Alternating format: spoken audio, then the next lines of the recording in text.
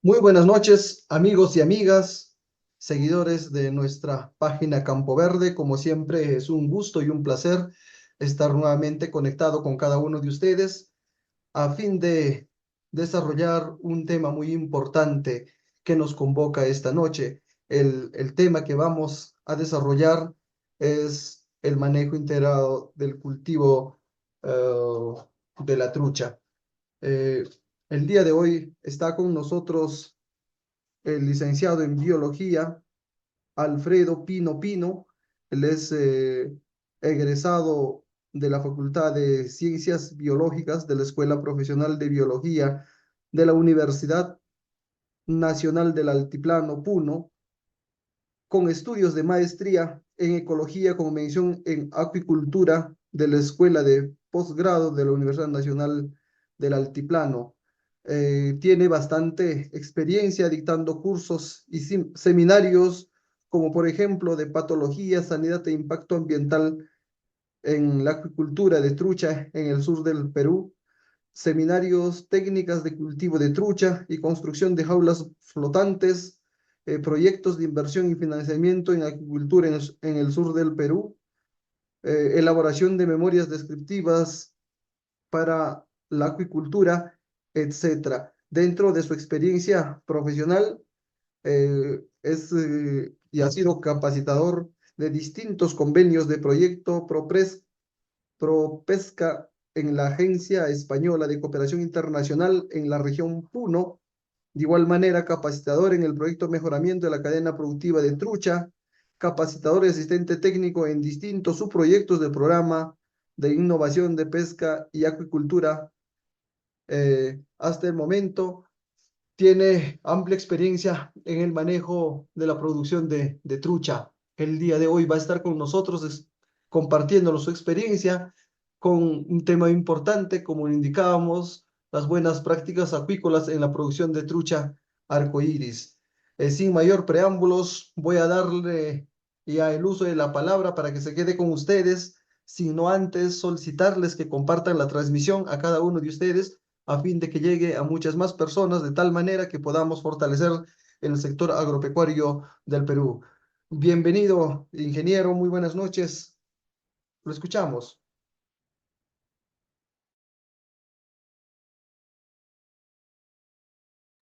Buenas noches, ¿me escuchan? Sí, correcto. Hola, Adelante, sí, correcto. muchísimas gracias, un gusto saludar a todos los presentes. Empezaremos de una vez saludándolos, muchísimas gracias por prestarnos su atención hoy día. Vamos a entrar de frente a lo neurálgico, la exposición. Me hubiera gustado mucho tener la interacción con los asistentes, pero bueno, en esta condición, en la medida de lo posible, vamos a tratar de hacerlo con las preguntas por escrito. Bueno, el manejo de la trucha enlaza o está íntimamente ligado a una buena forma de hacerlo. Por ende, se denominan las buenas prácticas de la acuicultura. Es como cuando uno quiere hacer una receta, quiere hacer una preparación en casa, uno sigue, ¿no? Las indicaciones que nos enseñó nuestra mamá, nuestro papá o la persona de la cual aprendimos, que te dice, primero va esto, después esto, en tales proporciones, en estos tiempos y demás. Lo mismo es en la acuicultura y en el cultivo de las truchas. Bien, miren, primero y fundamental, la crianza de truchas, como para el propósito de brindar un producto cárnico, de alimentación que contribuye a la nutrición de la población, es un negocio. O sea, tenemos que ver que esto se rige por la, el valor que tiene este producto para el consumidor. Por ende, eh, todo lo que invertimos tendría que ser recuperado con la venta de este mismo producto. ¿Qué ventajas tiene frente a otro? Por ejemplo, el de poder producir más carne, más biomasa, más truchas en un espacio, digamos, para ir en detalles, en un metro cúbico. Yo puedo tener N cantidad de peces según la calidad y cantidad de agua con la que cuento. Y digamos, haciendo el paralelismo con las producciones de los distintos modelos productivos, ya sea vacuno, ovino, caprino y demás, necesitas más área en metros cuadrados que la acuicultura. Por ende, para producir una tonelada de carne de res, necesitamos mínimamente una hectárea, digamos, 10.000 metros cuadrados. Para producir esa misma tonelada, yo necesito 10, 15 metros cúbicos y y los puedo producir en menos de un año. Para producir esa misma tonelada en res se requiere mucho más tiempo, ¿no? Otro punto fuerte de esta actividad es que se tiene mejor conversión alimenticia. Volviendo al ejemplo anterior. Una vaquita tiene que comer una muy buena cantidad de pasto para poder producir una cantidad de carne, de, mm, una cantidad de carne. Por ende, especulando, haciendo mm, bueno, tiene que comer 4 o 5 kilos de alimento, pasto, forraje o alimento balanceado para convertir un kilo de carne. Digamos, lancemos algo así, eso también depende mucho de las condiciones y demás, ¿no? En cambio, en la trucha yo le proporciono, dependiendo también del alimento y las condiciones ambientales, 1,5, digamos, kilo y medio de alimento y se convierte en un kilo de trucha entre músculo, no, bueno, la parte muscular, la parte ósea y lo demás de todo organismo, ¿no? Por eso de ahí que es algo más interesante en la parte de los negocios. Pero a veces no lo tomamos así. ¿Por qué les digo eso? Porque usualmente esto es una actividad medianamente la producción de menores de hasta 2 toneladas, que puede ser de subsistencia, con las denominaciones que se tiene en la norma, se hace una actividad familiar, ¿no? Una actividad familiar que involucra a todos, o sea, papá, mamá, hijos, en los cuales dan el paso para dar esta producción. Pero a veces se descuida mucho el hecho de que no sabemos cuánto se invierte. Por ejemplo, el, el, primer y fundamental, estamos en regla, somos formales, o nos tenemos alguna referencia de esto. Por ejemplo, miren, las referencias normativas. Los siguientes normas contienen disponibilidades al ser citadas en este texto constituyen requisitos de esta norma técnica peruana. Por ejemplo, cuando dice la norma técnica peruana que da los códigos de buenas prácticas de alimentación, herramientas y demás, son las recetas que te da el, es como una pequeña receta que se da, pero en esto tiene que estar muy ligado con la parte de costos. ¿Cuánto nos cuesta tanto? Porque un alevino, pues, digamos, un pececito pequeño, entre 5 centímetros, de 2 a 5 gramos de peso, tranquilamente te cuesta entre 50, 40 céntimos. Pero eso multiplícalo porque no vas a necesitar uno, dos, 10, 20, vas a necesitar miles, ¿no? O sea, porque necesitamos llegar a una producción que por lo menos llegue a ser 2 toneladas, 4 por kilo, eh, digamos unos 40.000 PS por, por lanzar un número así, sin mucho cálculo. Claro, que de eso se tiene que rebajar lo que se vaya a tener las muertes y ya multiplica ese 50, 40 céntimos, dependiendo cuándo, o 60, 70, 80, un sol que se pueda conseguir en el mercado por esa cantidad. Y ya empezamos a hacer números, ¿no? O sea, hay que poner primero y fundamental es el hecho de que es un negocio y la cuantificación mejor dicho, la parte de contable de cuánto estamos invirtiendo. Uno, primero y fundamental, cuánto es en alevinos, cuánto vamos a proyectar hacerlo en alimento, que es lo más fuerte y lo más eh, interesante en la parte económica y en la parte productiva, porque los peces en los modelos productivos actuales, en un estanque, una jaula flotante, requieren se podría decir, casi exclusivamente de la alimentación que les proporcionemos. En algunos otros casos, dependiendo del ambiente que se tenga, podemos tener alimento natural producido por el mismo medio ambiente, pero no es lo más usual, ¿no? O sea, si tú trabajas en una laguna, en un lago, y también tiene sus pros y contras, ¿no? En el que tenga alimento natural. Pero eso también te ayuda un poco, te da ciertas características a la trucha que no lo da el alimento balanceado o lo da pero con otras condiciones, ¿no?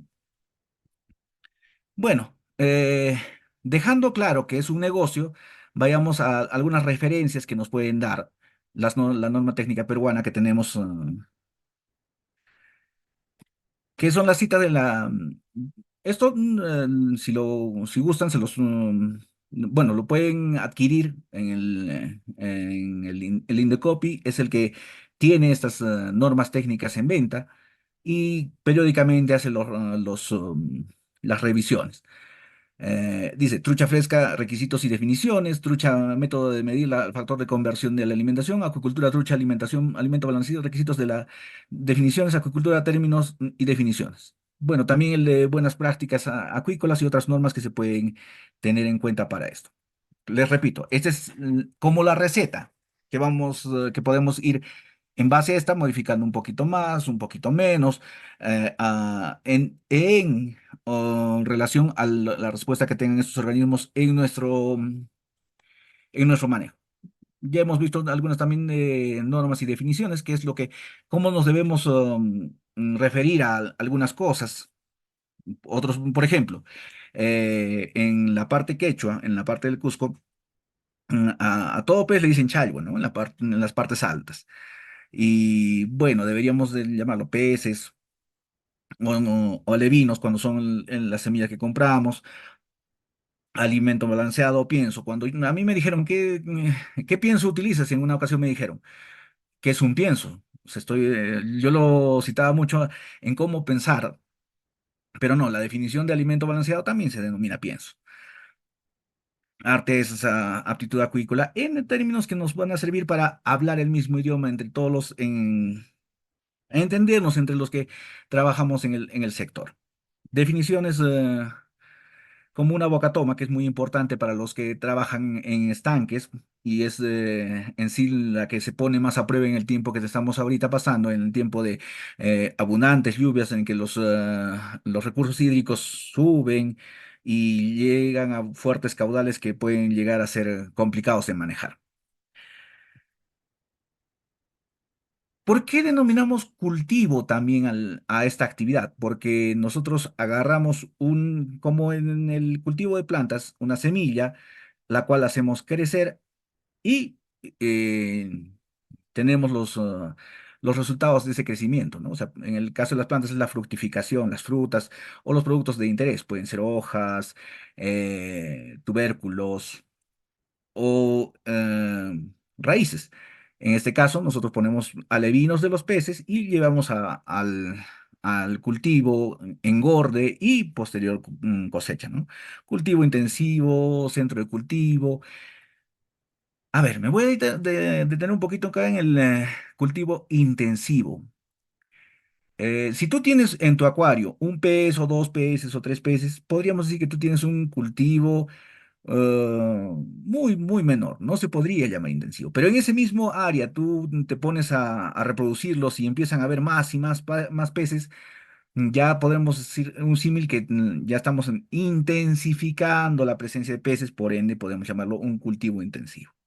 De ahí a que en esto la idea es que en el cultivo intensivo nosotros tengamos más peces, o sea, la mayor cantidad posible por la calidad del agua, para poderlos engordar y poderlos llevar a término, al objetivo eh, de mi cultivo, que es tener peces para venta. Y eso depende mucho del mercado, ¿no? O sea, ¿qué características tiene? 4 por kilo, 3 por kilo, 2 por kilo, de kilo, de 5 por 2 kilos, dependiendo lo que el mercado te solicite.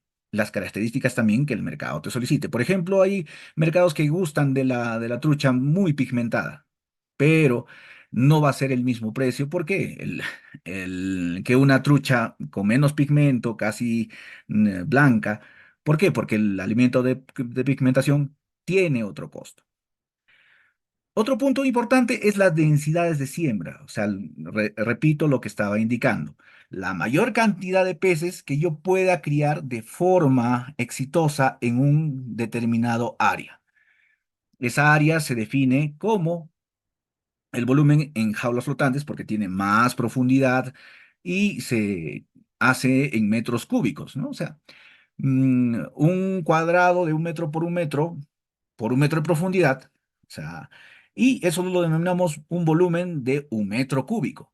En esa área, ¿yo cuántos kilos de peces puedo mantener de forma exitosa? Enfatizo eso porque a veces nos dejamos llevar, sí, yo puedo tener más de esta X cantidad. Sí, se puede tener más, pero eso a la larga genera estrés innecesario y por ende pone en riesgo tu inversión.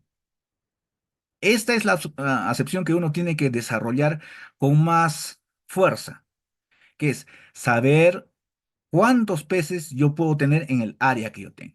En el caso de los estanques, y de los que no superan el metro de profundidad, o sea, tenemos 90, 80 centímetros de profundidad del estanque, ahí ya no podríamos hablar de metros cúbicos, ¿no? Bueno, lo podríamos hacer en metros cúbicos, hacer la parte volumétrica por litros y demás, pero para hacerlo práctico se toma como si fuesen metros cuadrados, o sea, el cuadrado igual, 1 metro por 1 metro, para ver cuántos peces por ese metro cuadrado puedo tener. Factor de conversión alimenticia es la forma en que uno mide cuánto de alimento uno le ha facilitado y cuánto de ese alimento se ha convertido en peso del pez. Bueno, de los peces en general. A lo que nosotros le llamamos, aparte de el peso de los peces, también le llamamos biomasa, que es lo que usualmente tenemos en los inventarios. Incubación, inocuo, inocuidad, jaulas, juveniles, N cosas que vamos a ir viendo más adelante en la exposición. A ver, esto se basa en un marco normativo, sí, porque para hacer un negocio, una actividad económica, necesitamos estar dentro de la formalidad y como vamos a utilizar recursos naturales, necesitamos pedir los requisitos normativos respectivos, ¿no? Claro que en el transcurrir hemos visto que es tanto un poco tiene su complicación, sí, porque hay n bemoles en esta parte normativa, ¿no? O sea, la norma está hecha, la norma está dada y te pide cosas específicas, pero para lograrlas, a veces los tiempos de lograr las mismas son un poquito largos, ¿no? Para ir un poquito en desarrollo. La evaluación de impacto ambiental, dependiendo la categoría que tú tienes, no creo que un profesor de de CTA o lo que antes era ciencias naturales, ya hace muchos años que se cambiaron las denominaciones y siguen cambiando, lo puede hacer. O sea, puede tener cierta noción, pero necesitamos un especialista y los especialistas, lastimosamente, reconocidos y que puedan firmar esto, son pocos. O instituciones que hacen este trabajo son pocos en el sector. Y la de declaración de impacto ambiental, que es un instrumento de gestión para hasta cierta categoría, digamos, hasta 2 toneladas tenemos un instrumento, de 2 hasta 150 tenemos otro instrumento, y de 150 para más tenemos otros instrumentos de gestión ambiental que están normados para que te den a ti, como decir, la licencia, el permiso, para ser específicos y pulcros en lo que se dice, la concesión de esta área. Se dice concesión en espejos de agua, en recursos hídricos que tienen espejos, por ejemplo, lagos y lagunas. Se dice permiso o autorización cuando se utiliza un recurso hídrico y se deriva a mis instalaciones en estanques y cada uno tiene que ver cómo manejamos la parte ambiental, o sea, cómo ingresa el agua y cómo la devolvemos al medio natural. Y así hay varios requisitos. Y a veces, bueno, me ha pasado, para que lo tengan Me ha pasado y también lo he escuchado muy frecuentemente, Muy aparte del también yo quejarme, decir que son pocos los que pueden, profesionales que hacen esto directamente en el sector. Hay otras trabas administrativas, ¿no? O sea, por mencionar algunas, no es que te observan esto, pese a que lo has hecho con un profesional que sabe lo que está haciendo, autorizado para estos fines, pero la autoridad te lo observa. Tiene que cambiar esto, que es lo normal, ¿no? O sea, para que se ajusten las cosas, para que sean más específicos, más detalladas, te observa y te dice, detalle más esto, detalle más esto, detalle más esto. Levantas las observaciones y síguela sin razón, ¿no? O sea, no, pero deberías decirlo de esta forma, y ya sabemos a la parte de por dónde van, ¿no? O sea, obstaculizar. Felizmente eso ya es lo menos y no lo más, es un alivio. La actividad en truchas, después de que ya hayas hecho la parte de legal, o sea, digamos, ya eres formal, ya tienes tu autorización, tu concesión, todos los papeles en regla. mm, Tenemos que ver también la localización del mismo, ¿no? O sea, uno hace la actividad donde tiene las posibilidades, las condiciones naturales de donde se puedan hacer. O sea, yo no podría hacer agricultura con un río salado, por ejemplo, o digamos, un recurso hídrico con presencia de sal, de mucha sal, porque no, la trucha soporta en cierto punto la salinidad, pero muy salado tampoco. O sea, me refiero por mucho tiempo. Y así ver las condiciones de que donde vayamos a tener, siempre tengamos la presencia del agua. En este caso, por ejemplo, estamos viniendo de años que teníamos sequía y marcadas puntos del año donde contaban con muy poco recurso hídrico, con muy poca agua. Eso es lo que tenemos que aprender, que uno se entusiasma al ver el recurso hídrico, o sea, el agua cuando estamos en época de lluvias. Si el río viene con fuerza, voy a tener siempre este caudal. No, ese es el punto más alto de presencia del recurso hídrico, pero también hay lo contrario, que es el punto de menor presencia en la época de secas. Llámese, llamémoslo invierno, época de estiaje, cuando no hay lluvia. Y es de que tenemos que ver que la calidad y la cantidad de esa agua, de ese recurso hídrico, va a ir en directa proporción al éxito de esta actividad. ¿Por qué? Porque a veces necesitamos más agua. ¿Por qué? Porque estamos produciendo más. ¿Por qué? Porque tenemos problemas de oxigenación, necesitamos más caudal. Siempre es bueno medir eso. O sea, si yo proyecto una producción N, pero tengo menos agua de la que yo preveí, estamos en problemas. De ahí a que vemos los modelos de cultivo, ¿no? En estanques o en jaulas. En una jaula, en lagunas que tienen cierta profundidad, ciertas condiciones, es un poco raro que, bueno, no es, bueno, de un tiempo, me refiero, en un lago como el lago Titicaca es muy, muy poco probable que en un corto o mediano plazo tengamos pérdidas enormes de agua y no tengamos lo suficiente como para cultivarlos. ¿Es un ambiente más estable? Correcto, pero también tiene sus pros y contras, ¿no? Pero a diferencia de un río, un riachuelo o un manantial, tiene partes altas, partes bajas de presencia. Eso es lo que hay que tener en cuenta para estas actividades. En estanques, mm, pasando a otro, ya digamos, tenemos las condiciones del agua en calidad, precisamente para mí,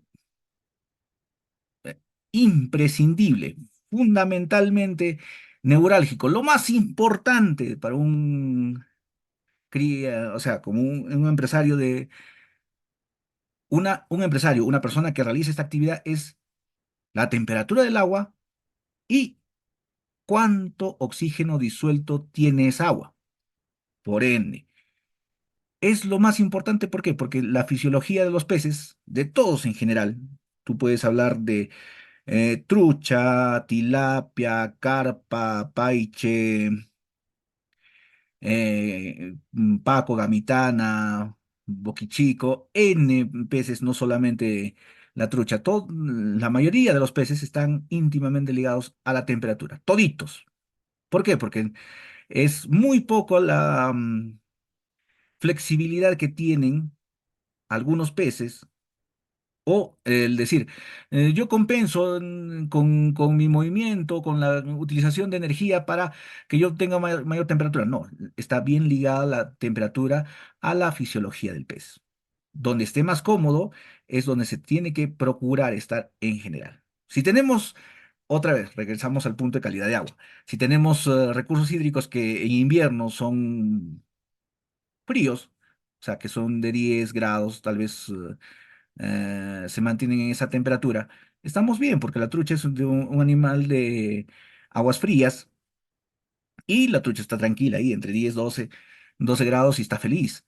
Pero si empieza a bajar más, 8, 7, ya empezamos a tener problemas. ¿Seguirá viviendo? Sí. ¿Seguirá comiendo? No creo, porque su metabolismo se ralentiza por esa temperatura.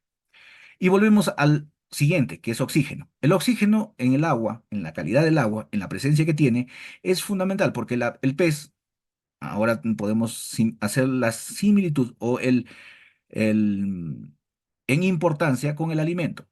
El pez nada en el agua, vive en el agua con esa temperatura, realiza su fisiología con esa temperatura, se alimenta con esa temperatura, pero no solamente necesita alimento para hacer el proceso de la nutrición, que es pasar los elementos nutritivos del alimento que se encuentra en el tracto digestivo para la construcción de músculo y de demás órganos, sino necesita oxígeno. Reitero, enfatizo fuertemente, uno tiene que, en la medida de lo posible, en la medida de los recursos, saber cuánto oxígeno disuelto tenemos en el transcurrir de todo el día, cuánta temperatura tenemos en el transcurrir de todo el día. Si podemos hacer 2 mediciones al día, es creo lo mínimo posible mínimamente de temperatura.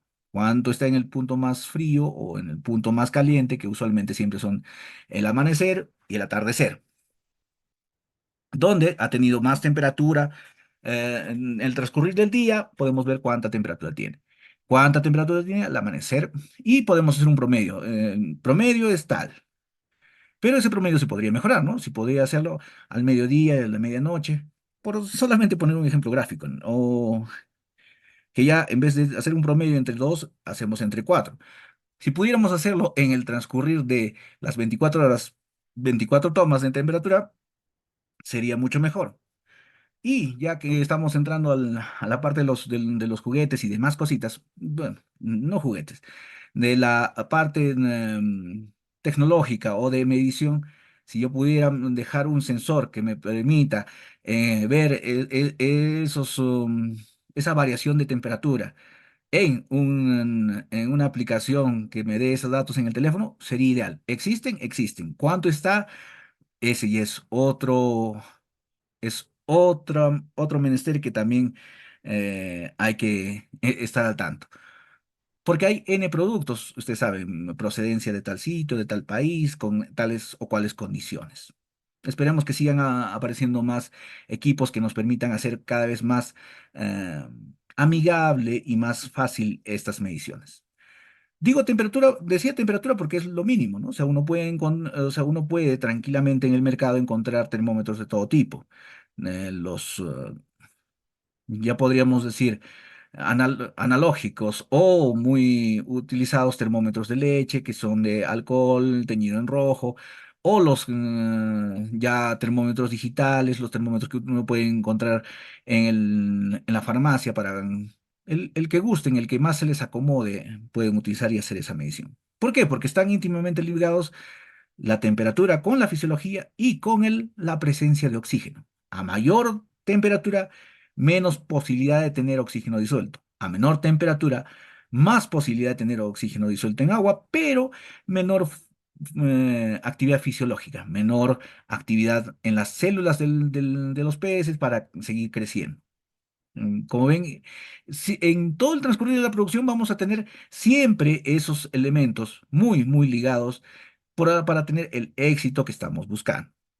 En un estanque, por ejemplo, como pueden ver, ahí lo crucial es que sigue entrando agua, que tengamos un recambio constante. Si podemos tener eh, cambiar, digamos, en cualquiera de esos tanques hay, me animo a decir, 5 metros cúbicos, que tiene una profundidad de 1 metro 10, tal vez tenemos 5 metros cúbicos y si podemos hacer entrar 5 metros cúbicos por cada 2 horas, o sea, vamos a tener 12 recambios de todo el agua del estanque en todo el día, estaríamos muy bien. Si pudiéramos tener más, mejor, pero yo creo que con un recambio cada... Bueno, eso también está muy amarrado con la cantidad de agua que tenemos y la cantidad de peces que tenemos. Si yo tengo una cantidad muy importante, tengo que tener mayores recambios. Que a diferencia de las jaulas, yo no puedo yo hacer que haya más corriente, que es lo que hace que haya el intercambio de agua de la parte exterior con la parte interior por las paredes de la bolsa jaula, pero sí puedo tener la atingencia de ver por dónde van las corrientes y ver que con esas corrientes se puede hacer la renovación del agua. Ahí tienes que ver la experiencia de los que viven cerca a la zona. Y ustedes dirán, yo a simple vista podría saber eso. Bueno, si quieres hacerlo de la parte empírica, la parte de la experiencia, usualmente de donde corre el viento, o sea, en la dirección de donde corre el viento se presentan las corrientes, sobre todo las corrientes de superficie, que son las que nos afectan en el proceso de cultivo de la trucha. Pero todo es cuantificado, en ciencia todo propende, apunta a ser cuantificable, contado. Por ende, yo también podría, ojo, podría, claro, mm, eso como comentario, ¿no?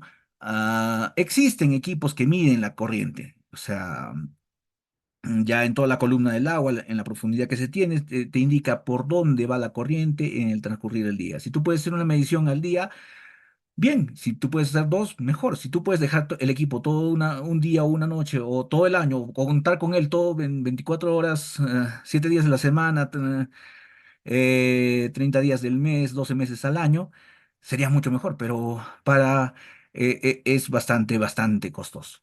Por ende, nosotros nos apoyamos más en la experiencia de decir las corrientes, porque se ven, o sea, cuando tú ya instalas las jaulas, vas a ver cómo eh, la influencia, los efectos de la corriente se ven en las jaulas, como a dónde es como si tú los estuvieses empujando con una fuerza. Y eso es lo que estamos buscando para que todas las jaulas tengan ese recambio, para que tengamos también una gran cantidad de peces. N bemoles que nos podríamos poner a discutir y mejorar, por supuesto, porque hay cosas que sirven de forma práctica, como la ejecución de jaulas de palo de eucalipto, que en el mejor de los casos te pueden durar 3 años, o ya también las demás tecnologías que te permiten tener jaulas de mayor dimensión, de mayor tamaño y de mayor durabilidad, ¿no? Pero en todas, no sé si, bueno, hasta el día de hoy yo no me he encontrado con nadie, absolutamente nadie en el país, no creo que haya conversado con todos tampoco, no quiero decir esto, que me diga cuánto de flotabilidad tiene su jaula. Me refiero a que esta estructura que empíricamente funciona, sí. Pero nadie me puede decir que estos 4 cilindros o N cilindros que tiene pueden soportar qué cantidad de peso en flote. Nadie. ¿Por qué? Porque nos dejamos llevar más por el empirismo. Funciona y seguirá funcionando mientras lo sigamos utilizando. Pero a veces puede a la larga eso ser un descuido, porque si yo, digamos, esta jaula me soporta tranquilamente a la estructura de palos, o a la estructura de metal, o N cosas que puedo ya ir montando en eso, y yo por casualidad voy con 2 o 3 personas más, la flotabilidad está mala, o uno de los flotadores colapsa, tranquilamente yo puedo tener un accidente en esto. Y lastimosamente la mayoría de los bueno. Deberíamos saber nadar, sí, pero no solamente uno muere por ahogamiento en estos casos, sino por hipotermia. Y como la mayoría de las lagunas altoandinas se elevan por encima de los 1000, 2000, 3000, 4000, incluso 5000 metros sobre el nivel del mar, la temperatura es muy baja y por ende no te mueres por ahogamiento, pero sí por frío, sí por hipotermia. Y es lo que deberíamos ir a la mejora, ¿no? O sea, mejorar cómo va esto. ¿Por qué? Porque es mejorar por el riesgo de vida. Y no solamente el riesgo de vida se da por la hipotermia, sino también por algunas lesiones que se pueden causar. Por ende, la seguridad en el trabajo es muy importante. Ahora todavía que está ya normado la seguridad y se tiene que hacer inspecciones de esto. O sea, Dios me libre que alguna empresa haga una inspección a alguna de las que ya se está presentes y no encuentre el personal con sus respectivos indumentaria de seguridad, tanto para la manipulación de las cosas en playa como para las actividades en el interior de la estructura, una jaula flotante o un estanque, en el cual no tengamos esto. Ojo, el invertir en esto no es oneroso, no es, por, por decirlo, inútil, sí es útil, señores. Por ejemplo, eh, ¿por qué a ver, les cuento un poco, a modo de comentar también, en una de las experiencias que yo tuve en el país, precisamente en la parte norte, en el lado de Cajamarca, las actividades se daban, como en todo lado, en la madrugada. Estamos hablando de la cosecha se daba a partir en ese caso fueron a partir de las 2 3 de la tarde, perdón, 2 3 de la mañana, en la cual estaban sacando los peces, en su peculiar forma, pero lo estaban haciendo. Pero con la tingencia de que estaban con ropa normal, con la ropa usual de trabajo. O sea, puede ser un buzo, en el mejor de los casos overol y botas, pero el frío atenta también contra de esas horas y trabajar con agua te puede llegar a afectar a la salud. Por ende, es bueno invertir en esto. Ahora, ¿serán los mismos equipos de protección personal que utilizamos en la obra? No, en una obra de construcción civil, no creo, ¿no? El hecho es que deberíamos tener, en el mejor de los casos, unas botas más altas que puedan cubrir toda la pierna, sí, las hay. Otro ideal podría ser que tengamos un wader, o sea, un overall completo o sea, bota, pantalón íntegro, para yo poder entrar tranquilamente al estanque, para poder yo también estar seco y seguro en las actividades de cosecha en las jaulas. Ahora el problema es que en Puno, yo por ejemplo, yo que radico en Puno, yo puedo encontrar esos equipos acá. Pero salgo de la comunidad de Puno o del área de influencia, se me hace más difícil. Que ya hay empresas que te lo venden, sí, pero eh, hay que buscarlas y eso también distrae tiempo. Por ende, el conversar con alguien que ya realiza la actividad es muy útil porque te puede, bueno, es la idea, ¿no? O sea, si alguien que conoce la actividad, ¿qué me puede recomendar? ¿Cómo puedo empezar? ¿Cómo puedo hacer esto? Te comparta el expertise que ha pasado por él. Porque hay algunas cosas que sí se te puede comentar, sí puedes aprenderlas en algo, en una conversación, pero los tienes que poner a prueba en tus condiciones. ¿Por qué? Porque cada condición, o sea, una piscigranja con en el mismo río o un productor de jaulas en la misma área de concesión o de habilitación para acuicultura difieren mucho tanto por las condiciones ambientales como por las condiciones entre las mismas personas. Y cómo realiza su actividad, ¿no? O sea, la parte técnica de la misma. ¿Debemos llevar la calidad del agua lo más detallada posible? Sí. ¿Por qué? Porque nos permite dar ciertos criterios para eso y mantener los rangos de temperatura, de oxígeno y demás factores en el rango óptimo. ¿Qué quiero decir con esto? La temperatura. Ya vuelvo a repetir, está íntimamente relacionada con la fisiología de los peces. La temperatura está íntimamente ligado con la capacidad física de que el agua tenga oxígeno disuelto. Por ende, es muy importante eso. Y es lo mínimo que un acuicultor, una persona que realice esto, tenga estas mediciones. Si tu recurso hídrico no tiene una variación pequeña entre ese rango de 9 a 12 grados centígrados, puedes sentirte contento y vas a tener un buen trabajo en esto. En crecimiento entre 10 y 17 se amplía dependiendo del tamaño también. Los alevinos siempre están también en ese rango. La trucha no es tan flexible, o sea, no soporta tanta fluctuación de temperatura o irse a temperaturas muy altas. Perdón. Ahora, por ejemplo, si hacemos digamos, una comparación entre de especie a especie que comparten, hasta incluso en el lago Titicaca comparten el lago como medio de vida, el pejerrey es más flexible en N factores, la trucha no. Y eso nos vuelve muy frágiles frente a lo que hemos tenido, bueno, lo que seguiremos teniendo en el transcurrir del tiempo, que tenemos el denominado cambio climático o la variación de actividad ambiental, ¿no? Por ejemplo, a mayor irradiación de sol, mayor temperatura en el agua, menor contenido de oxígeno, y si no hay viento, menor efecto Secchi que hace la mezcla y remezcla del agua para tener más oxígeno. En un ambiente natural como en el lago, laguna, si uno tiene, si no tiene viento, va a tener problemas.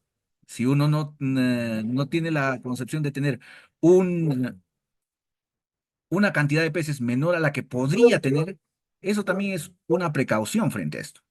Igual, al oxígeno disuelto. Vamos a ir un poquito más rápido. El oxígeno disuelto es íntimamente importante porque ese es lo que hace que el pez crezca. ¿El pez respira? Por supuesto que respira. Oxígeno, respira oxígeno, consume oxígeno.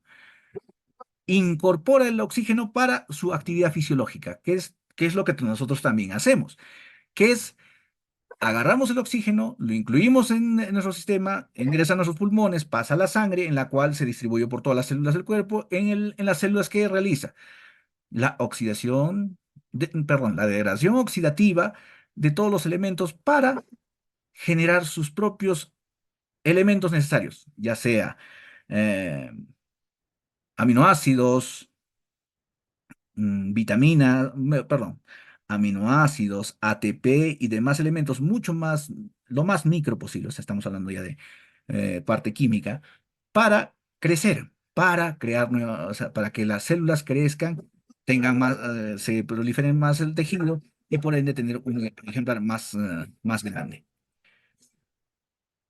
¿Por qué yo hago énfasis tanto en el oxígeno disuelto? Porque es lo que no podemos medir con tanta facilidad.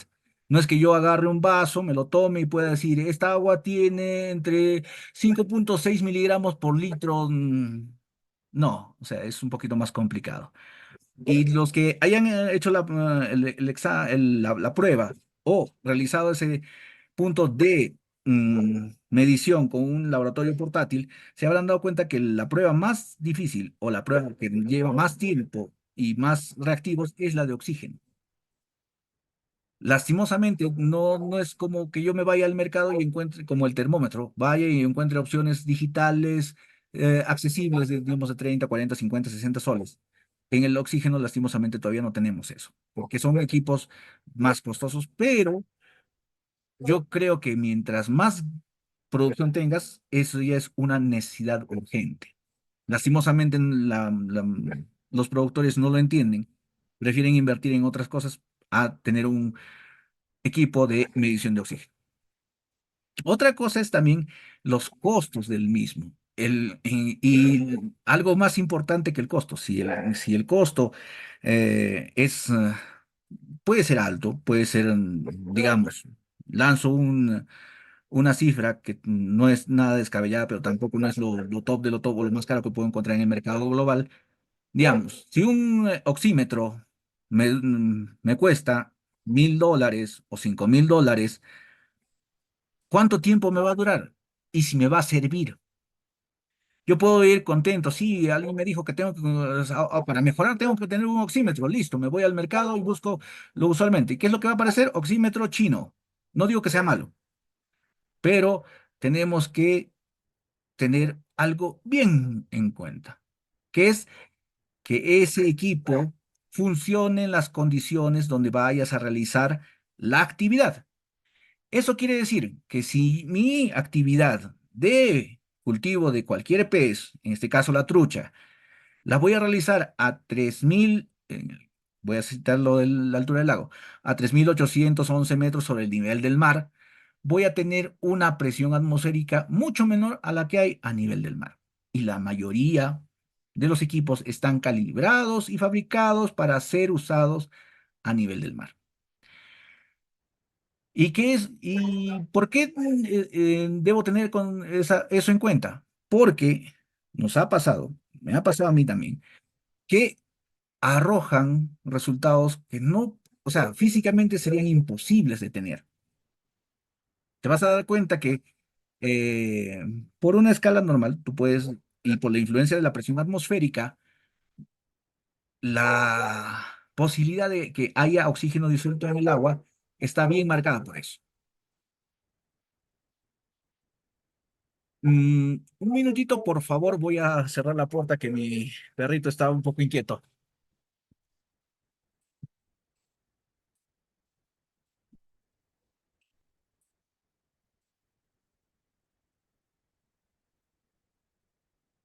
Y vas a mirar acá. Bueno, mil disculpas. De regreso. Bien, a ver, volvamos al punto del oxígeno. Como pueden ver en el rango, para todo el proceso de vino y crecimientos, tiene que estar entre 5.5 mínimo miligramos de oxígeno por litro de agua. Pero a veces ahí también viene el punto de saber qué estoy midiendo. Por ejemplo, yo mido el oxígeno en la mañana, que va a ser usualmente el punto de menor oxígeno que tengo en el agua. Mido puede estar muy cerca a los 5.5, 6, 6.5. A mi altura no puede superar más de los 7. Bueno, podría, pero causa otros problemas y necesitamos otros tipos de equipos. Pero lo fundamental, lo crucial, lo que hace la diferencia con esta magnitud, esta medición, es que uno pueda medir cómo se presenta el oxígeno disuelto en el momento de la alimentación. Desde un inicio, o sea, cuando me acerco a alimentar, puede ser en la hora que eh, en estanques yo puedo ir a cualquier hora, ¿no? 5, 6, 7, 8 de la mañana. Es más, puedo dejar un alimentador hecho por mi persona, ingeniándomelo para que cada cierto tiempo hagan ciertas cosas. Mil disculpas, por favor, a los asistentes. Están tocando la puerta. Estimo que por eso debe estar inquieto mi mascota. Permítame 2 minutos, por favor, que atienda ese asunto. Estoy solo en casa. Van a disculpar, por favor, mil disculpas. No tenía esto indicado. De paso que hacemos un pequeño break, por favor, en un domicilio. Bueno, retomando. ¿Por qué les insisto tanto en esto? Porque es donde van a vivir los peces, en las condiciones que lo van a hacer. Y volviendo al punto de la medición. Cuando los peces se alimentan, como nosotros también, consumen más oxígeno. Por ende, lo teórico y práctico indica que cuando yo estoy midiendo y he medido 7 miligramos de oxígeno por litro, cuando comen eso va a caer en picada. ¿Por qué? Aparte de alimentarse, van a respirar con mayor frecuencia los peces y eso va a hacer que se consuma ese oxígeno. Como recomendación, en un ambiente abierto, yo no puedo hacer nada más que tener flexibilidad con la densidad de siembra, que me permite tener menos peces de lo que puedo mantener, pero esa flexibilidad me permite que todos los peces tengan lo suficiente como para realizar su fisiología. Dos, tener siempre las jaulas con corriente, que crucen de un extremo a otro para que el recambio sea bueno. Y, por ende, si necesitamos que haya un recambio, que las mallas estén limpias, que no estén tapadas con todo el fouling, con todas las plantas, con todas las algas que se forman, para que el intercambio sea bueno. En estanques es bueno, por eso, tener cierta reserva o la posibilidad de tener mayor caudal de agua para que ingrese cuando estamos alimentando. ¿Para qué? Para que la mayor cantidad de agua renueve el agua que tiene el estanque, que tenga un buen diseño para que pueda ser como un pistón y puedan renovarse todos y no tener áreas muertas. Y bueno, como existe, hay otros factores también que influyen, ¿no? Como es el amonio, también miligramos del litro del NH3, que esto mm, es el proceso normal de la fisiología, o no todos vamos al baño. Las truchas también hacen defecan. Y por ende, esa materia orgánica que defecan también consume oxígeno. Y no solamente consume oxígeno, sino que presenta este compuesto, el NH3, que es realmente muy tóxico para los peces. Es como si yo los dejase en un cuarto y no les pusiese un baño. Por ende, el primer día van a estar tranquilos, el segundo tal vez ya tengan que ir al baño y vayan a hacer sus necesidades en una esquinita del cuarto. Pero eso multiplíquenlo por todos los días que están en ese cuarto y van a ser 6 a 8 meses que van a estar ahí. Imagínense cuánto de materia orgánica hay y va a contribuir a sus enfermedades. Por ende, en los peces, sus heces y la comida que no consumen se convierte en materia orgánica, la cual se descompone y forma este compuesto. Por ende, si tenemos muchos peces van a tener muchas heces y eso también va en contra. El pH, el potencial de hidrógeno o la cantidad la posibilidad de que cada elemento tenga la posibilidad de irradiar iones hidrógeno o de robarlos, sustraerlos, atraerlos, es lo que hace este elemento muy importante. Como pueden ver, el rango en el cual que le pueden estar el pez es muy pequeño. Bueno, es pequeño, ¿no? De 6,5 hasta 9. Usualmente decimos de 6,5 a 7,5 para hacerlo todavía un poquito más pequeño. Que sí, cuando se va más a la parte alcalina puede soportarlo porque también soporta salinidades y eso hace que el pH se vuelva un poquito más alcalino, más básico. Y bueno, hay N cosas. Que, por ejemplo, la dureza, carbonatos que se presentan en carbonatos. A veces no es tan malo tener tanto carbonato, ni tampoco muy poco, ¿no? ¿Por qué? Porque aparte de la alimentación, también el pez se nutre de los elementos que están en su propio medio ambiente. Caso comprobado y le pueden preguntar a cualquier productor en Puno. Como el lago es tan grande y tiene muchos y muchos años, la presencia de carbonatos y durezas hace que el agua sea un poquito más dura de lo usual. O sea, sigue siendo agua dulce, pero tiene cierta presencia. Por eso, la trucha que se cría en Puno, que se cría en el lago Titicaca, no, o sea, tiene una mayor osificación, o sea, no sufre de una, podríamos decir, una deficiencia de calcio en dieta, sino que la toma también del mismo medio ambiente. Por ende, es más, su esqueleto es un poquito más sólido.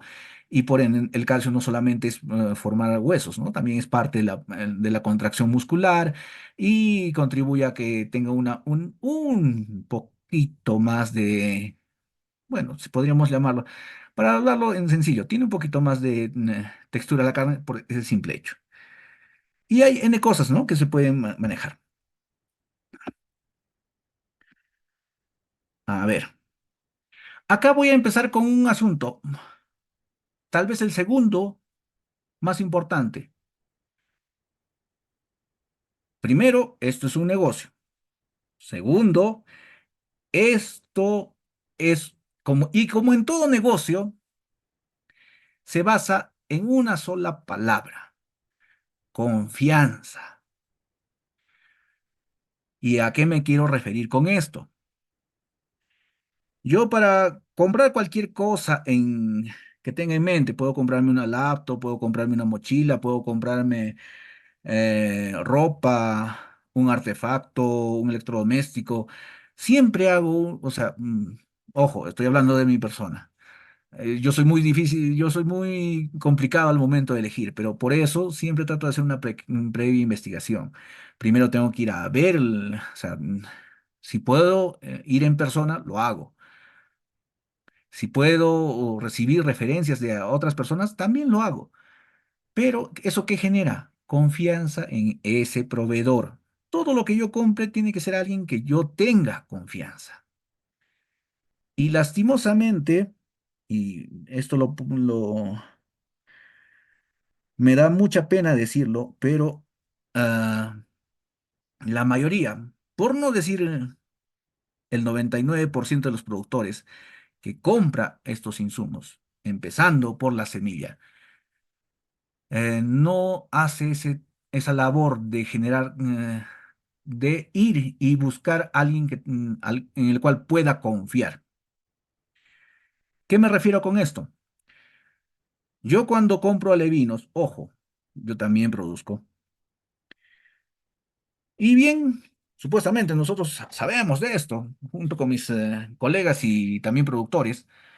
Y nos tuvimos que comprar. Ya, ¿de quién compramos? Ah, de tal productor que es el que está más cerca o es el único que hay. Voy a ponerme en varios casos, ¿no? O sea, ya voy a explorar un poquito. Puede ser el único que haya en la región, puede ser el más grande, el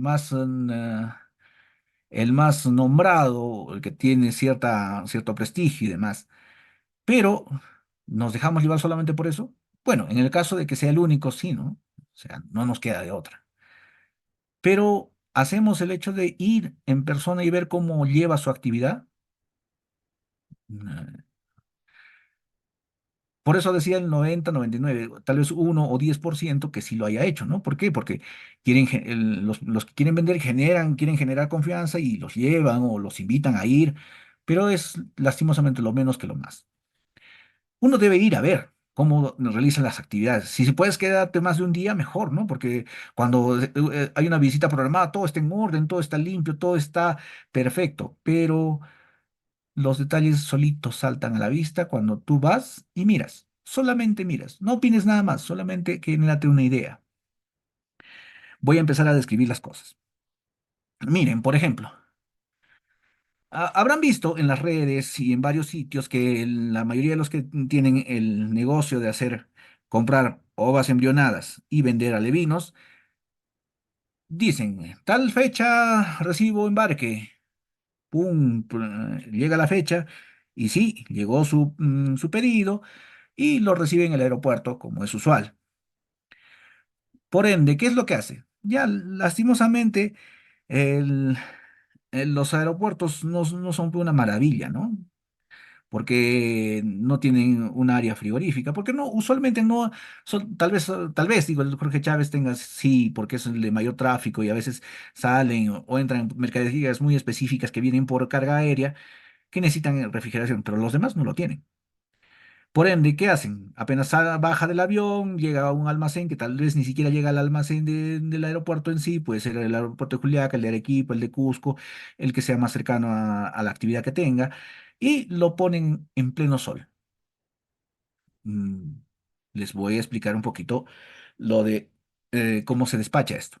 Las ovas, ojo, llegando a la característica de que en ese huevo bonito de color naranja, muy llamativo, se denota un ojito, una bolita negra, una manchita negra en ese huevo, le denominamos ovas ojo, las cuales pueden resistir un viaje de más de 2 días, digamos, ¿no? Por lanzar una cifra, pero de preferencia no deberías tener más tiempo en ese viaje. Pero las ponemos en las bandejas que ven, con hielo para que tengan, conserven una temperatura baja.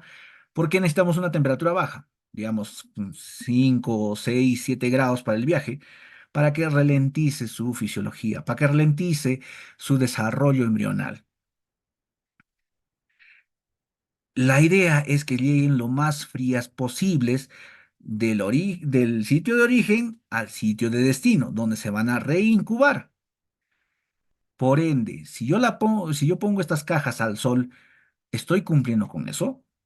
No, estoy poniéndolas al sol directo, que es lo que usualmente hacen, porque te lo entregan así. Eso ya no es responsabilidad del, del empresario, del productor, del que recibe sus ovas embrionadas. Pero sí es su responsabilidad el cómo los transportas hasta el destino. Usualmente, ¿qué hacen? Agarran una camioneta pickup, lo suben en la tolva, lo tapan con una toldera a pleno sol. O sea, lo estás poniendo, algunos lo ponen así, otros solamente lo ponen así abierto al aire, que podría, entre comillas, podría ser algo también con el viento, podría refrigerarse, ¿no? Pero si lo tapas con el sol, lo estás poniendo en un invernadero, por ende, aumentando temperatura. Ya de origen, insisto, desde el que tú tienes la responsabilidad sobre tu mercadería, lo estás haciendo mal. Si tú, la acción que hagas hace que esta mercadería, este insumo, estas ovas, estos seres vivos aumenten su temperatura, por ende van a aumentar su fisiología. Su desarrollo se va a acelerar y por ende, cuando llegue al punto de ser chocante, que sea agresivo, que sufra un shock agudo, un shock térmico agudo, o sea, muy fuerte en un corto plazo de tiempo, ya están mal esas ovas. Esas ovas van a ser muy débiles, van a eclosionar a falta de mayor tiempo y ese paquete, si se ha enviado con 7 grados de temperatura y llegó a tu sala con 10, o tal vez 12, o tal vez 13, o tal vez 15 grados, ya es pérdida. No total, pero sí es pérdida. Si ya he llegado a eso y todavía yo al abrir las cajas veo que ya hay eclosión espontánea, ya es una pérdida mayor. ¿Por qué? El estrés fue tan bravo que ya empezaron a salir buscando una mejor condición. Ahora, ustedes dirán, sí, es lo usual, tiene que haber mortandad. Sí, es verdad, ahí tiene que haber mortandad porque no todos son de la misma, no tienen la misma fortaleza o idoneidad para seguir cursando su fisiología. ¿Por qué tú los cuidas como oro? Igual van a morir. Sí, pero no es todo, ¿no? O sea, por ende, por eso también se te envía y se te da un número mayor a lo que estás pidiendo. Si tú has pedido un millón, o sea, 100.000 en una caja, que es entre 80.000 y 100.000 que te manden en una caja, dependiendo la distancia y la casa donde las compres, o sea, la marca de donde compres,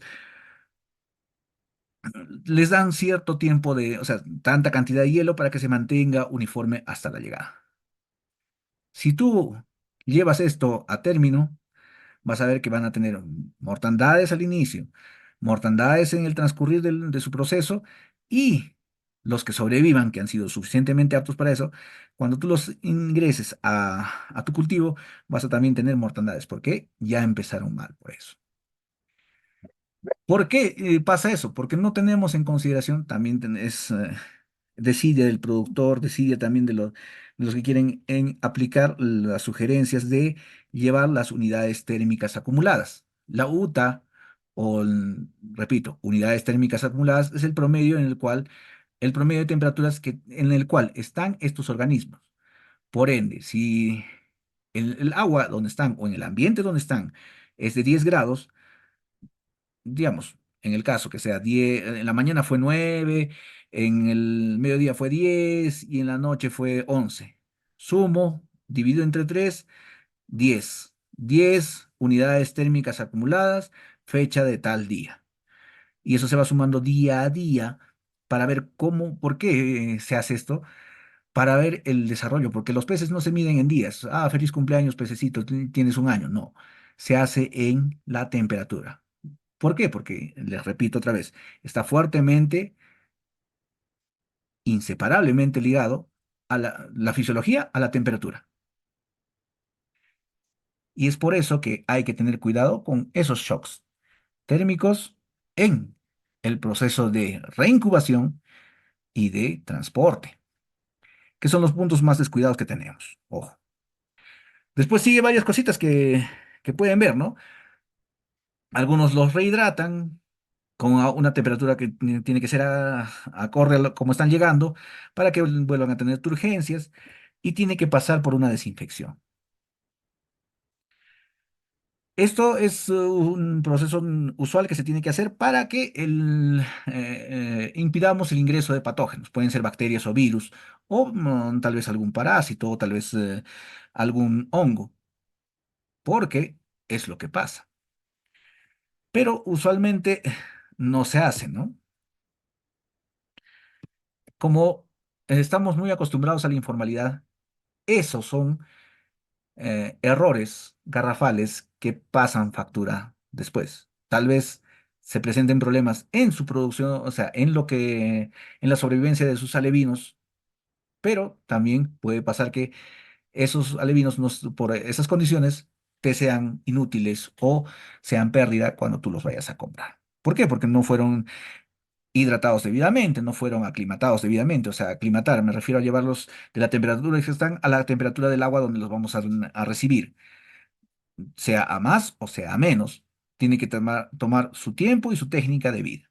Eso, por favor, sería ideal para hacerlo específicamente eso, los que estén interesados en eso, también hay publicaciones de eso.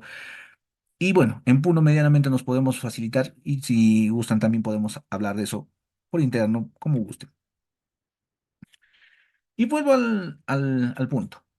Una vez que ha pasado todo esto, ya pasó N descuidos y demás cosas, llegamos al punto de el transporte. Y me dirán, yo cómo también puedo tener más confianza con mi proveedor. O sea, ¿qué me tiene que demostrar? Que bueno, que él sabe recibir sus ovas, sabe acondicionarlas y sabe llevarlas en su actividad. Y el siguiente punto donde también es responsable es en el transporte. Porque a veces te dicen, ¿sabes qué? Yo te voy a vender, ojo, es hipotético esto, te voy a vender a 40 céntimos o 30 céntimos cada levín de 2 centímetros. Es más, 20 céntimos por 2 centímetros. ¿Será adecuado eso? Antes eso era lo normal. Ahora, espero, bueno, ya está cambiando, ya hay más información y más estudio en esto y más conciencia también de los mismos productores en que ya no compran alevinos tan pequeños. Pero un alevino pequeño era más fácil de transportar. Yo podía transportar más cantidad en menos volumen de agua. Pero cuando yo utilizo peces muy pequeños, es como si yo estuviese sacando un neonato, un nuevo nacido, un bebé de la sala de parto al medio ambiente natural sin abrigo. Es tan chocante eso que o sea, que textualmente se puede enfermar y morir. ¿Por qué? Porque ese es un infante que requiere ciertas condiciones. O sea, un ser humano recién nacido mínimamente tiene que pasar un periodo de tiempo en observación en condiciones de una incubadora que le da calor y estabilidad en las mejores condiciones para ese bebé. Lo mismo deberíamos hacer en el transporte de los peces. Deberíamos tener mínimamente de 5 centímetros y transportarlos en una cantidad de agua debida con oxígeno. Si podemos decir con oxígeno como el que utilizamos en la pandemia, con ese mismo, que nos permitirá hacer un transporte adecuado. A veces decimos, ojo, y me ha pasado decir, ¿y por qué? Me preguntan, ¿se están muriendo mis alevinos? Y tengo que hacer toda una serie de preguntas y llego a una. ¿De dónde la primera, ¿de dónde los has comprado? De ese productor que está a una hora más abajo de mi piscigranja. Ah, una hora. ¿Y cómo los has transportado? Los he transportado en un balde encima de mi moto. Espera un momentito, perdón, no entendí bien. Los has transportado en moto, una hora. Sí, una hora, en una hora no, no les va a pasar nada. Incorrecto. Si estás sacas el agua, pones en un balde y lo dejas así al aire, los peces se van a consumir todo ese oxígeno. Por ende, al tener anoxia o poca concentración de oxígeno, vas a estar poniéndolos otra vez en estrés, ya no térmico, sino de oxígeno. Es como si yo te tapara la boca mientras te estoy transportando y no te dejo respirar. Por ende, te vas a desesperar, vas a querer respirar, y por esa desesperación vas a gastar más oxígeno del que tienes y por ende estás haciendo mal el transporte. Ahora, ¿cómo se denomina ese transporte? Deberíamos tener un instrumento que nos permita cuantificar cuánto oxígeno disuelto tenemos en ese agua en la cual estamos transportando. ¿Por qué? Porque tenemos que incluirle oxígeno y incluir el oxígeno de la forma más eficiente posible, o bueno, más eficaz posible. Ya, no llegamos a la eficiencia. ¿Qué tiene que ser con agarrar oxígeno medicinal, el que usábamos en pandemia, al 90 y tantos % de pureza, y insuflarlo en esa agua que la vamos a llenar en una bolsa de plástico herméticamente sellada, o sea que le sacamos todo el aire y le ponemos oxígeno para que el intercambio sea de ese tipo, o sea, de oxígeno al agua, el agua y así para que se mantenga un nivel aceptable y medirlo, ¿no? Pero usualmente vuelvo a decir, no tenemos ese equipo de medición y tenemos que hacerlo de tanto en tanto. Si es una hora, yo creo que una bolsa de mitad de agua y mitad de oxígeno, tranquilamente llega un pez los dos peces hasta el centro con ese oxígeno. Si yo los llevo sin oxígeno, en esa simple hora, bueno, en esa hora, 60 minutos, puedo tener pérdidas grandes.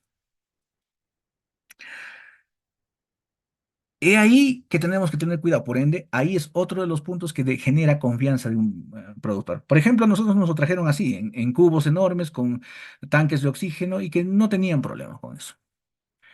Pero aquí viene lo otro, que eso también ya es responsabilidad del que compra, que es cómo los estás comprando.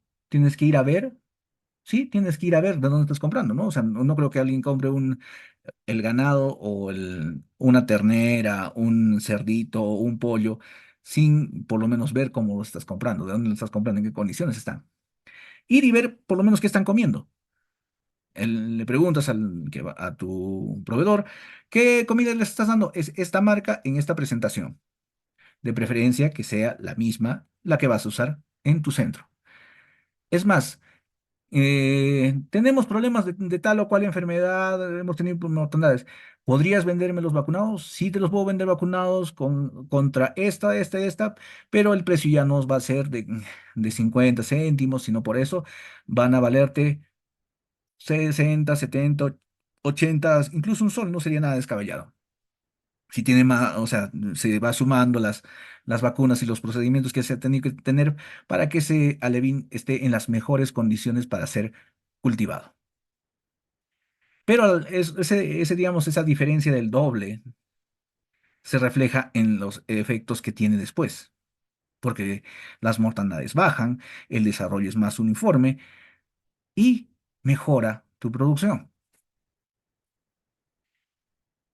Este punto también es que el cual tienes que ver, ¿no? Si tú ves una sala, por más rústica que pueda ser, por más elementos, y si guarda la bioseguridad del caso, estamos en buenas manos, yo creo.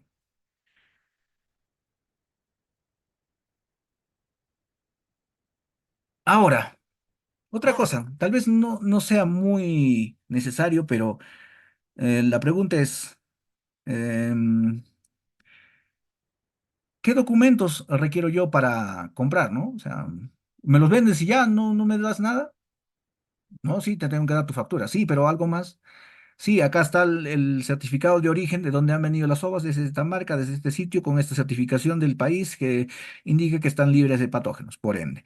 ¿Y tú, qué más me puedes dar? Bueno, aparte de mi boleta o factura que por ser formal te debían entregar, te doy, acá está, los he vacunado con esta vacuna, les estoy dando este alimento y por ende yo te doy y porque están así, yo te doy cierta garantía por escrito. A veces nos vamos sin ni siquiera saber qué es lo que estamos recibiendo. porque con productos como estos vienen con varias cosas desde afuera. Ahora, mm, vayamos al siguiente punto. Bueno, antes de que se me olvide la parte entre los alevinos. Si tú tienes problemas y no tienes tanto, o sea, porque a mí me ha pasado, vuelvo a reiterar, que he tenido mortandades incluso de los peces más grandes que llegaban al centro. Y ojo, yo tenía el mismo procedimiento que les he descrito en el transporte, les he dado el mismo alimento en el cual estaban acostumbrados a comer, pero tuve mortandades. Oh, sorpresa, ¿qué había sido? Que el shock entre un centro y otro se nota, porque a veces en un centro es más, sobre todo con aguas de manantial que no tienen presencias de muy pocos patógenos, a un área donde es área libre, donde pueden encontrarse varios patógenos, sí se siente esa diferencia, ese shock de un sitio a otro. Es como cuando cualquiera de nosotros va a un viaje largo, digamos, de 1 o 2 días usualmente, cuando, digamos, yo voy a la costa, estoy tranquilo, pero soy propenso a infectarme o mejor dicho, a tener un resfrío por el cambio de las cepas que están, ¿no? Y puedo resfriarme. Lo mismo pasa con los peces. Pero usualmente, ¿qué hacemos? Para evitar, ¿deberíamos darle fármacos? No, porque eso genera otros problemas y demás si no lo manejas adecuadamente. Si no lo manejas adecuadamente, me refiero a que diagnosticado por alguien que que sepa de eso, por la experiencia, por la formación académica, y te diga, le vas a dar tanto porque tienes tantos peces en esta cantidad por estos días y vas a respetar el retiro de los fármacos y también basado en las unidades térmicas acumuladas. Pero ahí podríamos hacer una mejora, ¿no? O sea, por ejemplo, la suplementación con complejo B no es un fármaco, pero sí aminora un poquito los impactos de ese shock de cambios. Sugerencia, si pudieras decirle a tu proveedor, ojo, que tengas confianza de tus alevinos, que les pueda dar complejo B como suplemento en la semana anterior a la que te va a entregar, sería ideal. Y tú también, utilizando el mismo alimento que utilizó en sala y también complementando esa suplementación nutricional, podríamos tener mejores resultados. Ahora, ya hemos visto que tenemos ya los alevinos, ya tenemos la semilla, ya tenemos las estructuras, ya hemos visto la parte ambiental, está todo en orden, todo está en consideración. La siguiente acepción es el alimento. Sin hacer publicidad ni recomendaciones directas, el alimento es el que ustedes decidan. Por las condiciones correctas, mejor dicho, una decisión correcta, dependerá también la producción. Algunos dicen, porque no hay de otra, y insisto, no hay de otra en algunas zonas, es que yo tengo que traer mi alimento desde tan lejos y solamente, en ese sitio solamente hay uno. Ahí también se aprovechan algunos, ¿no? O sea, ser el único en el mercado te asegura clientela, pero y si pudieras tener acceso a un mejor alimento, y también cómo podríamos decir que este alimento es mejor frente al otro, ¿no? O sea, hagamos la comparación de los resultados, a las pruebas nos remitimos. Si yo utilizando este alimento he logrado que estos peces crezcan en menor tiempo, debo utilizar el otro alimento, o sea, el alimento que me está dando mejores resultados. Si este alimento, aparte de hacerlos crecer, los mantiene sanos, estamos bien. Si este alimento tiene problemas, hay que preguntar dónde es el problema. Por ejemplo, el fabricante, el distribuidor, el subdistribuidor, el que te lo lleva, puedes darte un buen producto. Pero ¿cómo sabes que es un buen producto? Primero, que no haya pasado tanto chanque el saco, ¿no? O sea, que, miren, ha llegado de plan, lo cargaron en planta, no creo que lo hayan cargado uno por uno, haya sido con un patito y haya sido en un pallet, en una de estas camitas de madera. Pero como yo compro poquito, compro 5, 6, 10 sacos, no puedo llevarme todo un pallet, ¿no? O sea, tengo que ver con cuántas veces sí cargar y descargar ese saco para ver cuánto de finos tiene, cuántos de las partículas se han quebrado y me genera pérdidas. Porque también el pez come el alimento en base a su tamaño. Si el tamaño ingresa a su boca, se lo va a comer, pero a veces peces grandes ya discriminan tamaños pequeños. Por ende, por eso siempre tener lo necesario para la producción. A veces me dicen también, el alimento mató a mis truchas. ¿Cómo puede ser un alimento matar a tus truchas?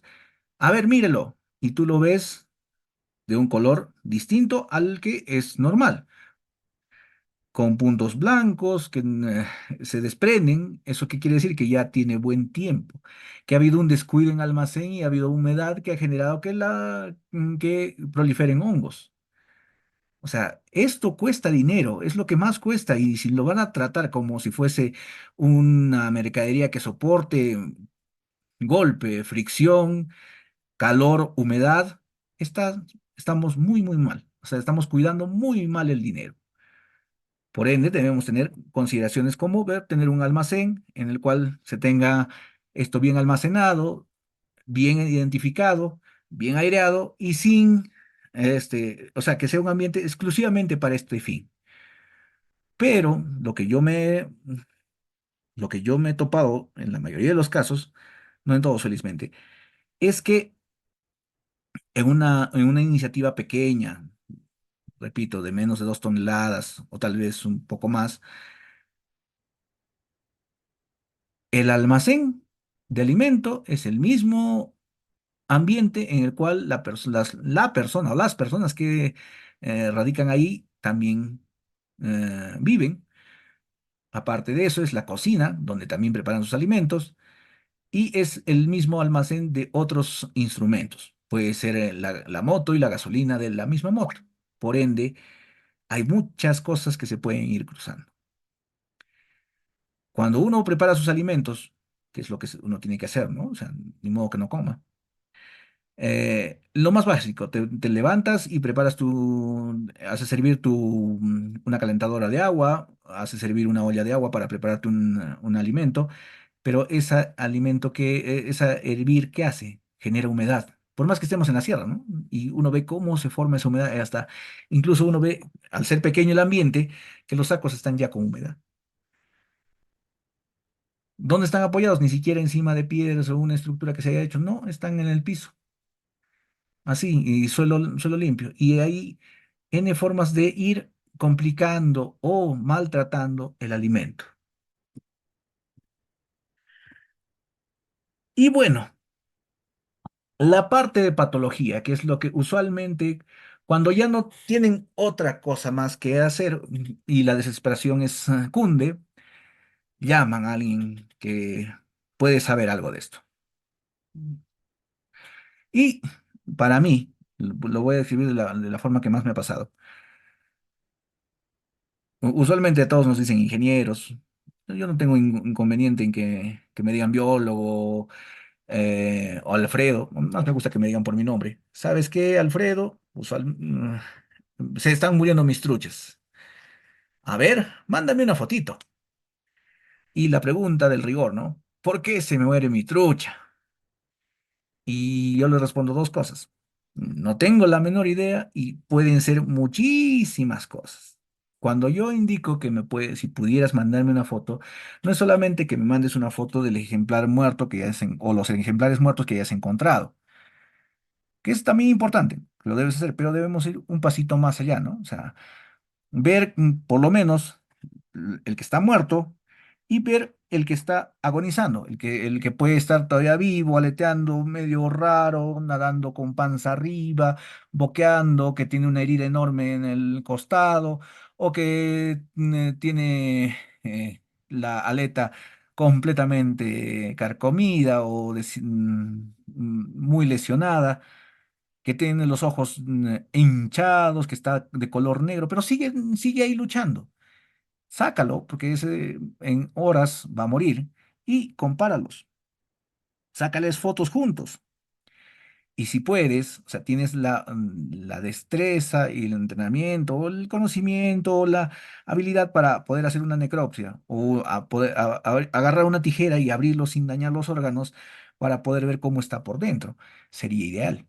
Que es ahí donde yo te puedo decir, ya vimos los signos externos que son muy comunes en toda la mayoría de las enfermedades, tanto virales o bacterianas, y ya con ver el interior sigo apuntando y descartando ciertas cosas. En qué me ayuda esto? En que el profesional debido, que en este caso en el país por norma es un veterinario, el cual tiene que recetarte, darte una receta para estos peces, te va a decir, por las condiciones externas puede ser esto, esto y esto, esto. Ya tenemos una relación. Ahora, con las fotos de que me enviaste de la necropsia, del abrir los órganos y ver esto, se ha reducido a esto y a esto y esto. Digamos, de una relación de 5 se redujo a 2.